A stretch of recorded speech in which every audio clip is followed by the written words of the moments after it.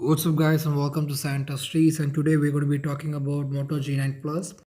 So the phone seems to have a similar design of Moto G8 Plus overall, but with a Scottish camera island on the back and with an optional punch hole camera on the front. This time the display is quite larger, that is coming around 6.8 inch but an LCD display.